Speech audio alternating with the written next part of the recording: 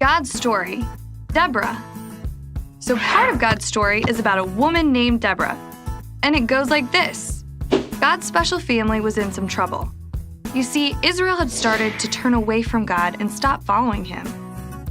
But because God loved his family, he wanted to send them a reminder that he was in charge and that it was really important to follow him. And so, God allowed Jabin, the king of Canaan, to take over Israel.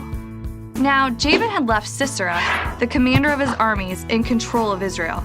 And Sisera? Well, he wasn't exactly the nicest guy. In fact, the Bible tells us that he had over 900 iron chariots, which meant he was really powerful, and he loved to bully the Israelites. The Israelites tried to resist, but they couldn't do it on their own. After 20 long years of trying to rescue themselves, Israel cried out to God and asked him to rescue them. Kids, it's always a good idea to ask for God's help. Even though God was king of his family, he chose people to lead them. They were called judges. One judge was named Deborah. She was also a prophet. Remember, a prophet is someone who hears from God and shares it. Deborah was a strong, powerful woman who listened to God, helped settle arguments among the Israelites, and worked to lead her nation back to their rescuer. Pretty cool, huh? And she had a message from God. He had heard the cries of the Israelites. So Deborah sent for a man named Barak and told him that if he took 10,000 men up to a place called Mount Tabor, she would bring Commander Sisera to him. Then they could stop Sisera from bullying Israel. But Barak wasn't so sure. In fact, he was pretty worried. He said that he would only go if Deborah would come with him.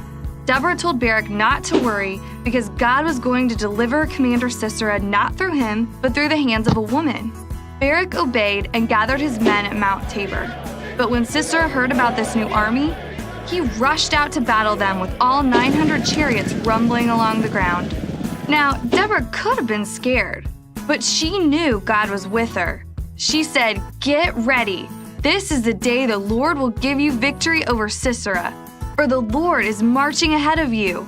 So Barak and his men charged Sisera and his army.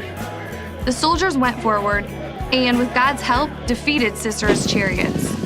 Every one of his soldiers were killed, so Sisera went running for his life. He ran to a tent owned by a woman named Jael and asked her to hide him. She agreed and covered him with a blanket. He was pretty tired from all that running, so inside the tent, he fell asleep. When Barak arrived at the camp, Jael led him to Sisera's body. Just like Deborah had prophesied, Sisera had been delivered to Barak through the hands of a woman. With Sisera gone, God led his special family in battle after battle, until Jabin, king of all of Canaan, had to surrender before the little nation of Israel. After that, Deborah and Barak burst into song, praised God, and celebrated how God had saved his family. And then there was peace for 40 years. And that's the story of Deborah.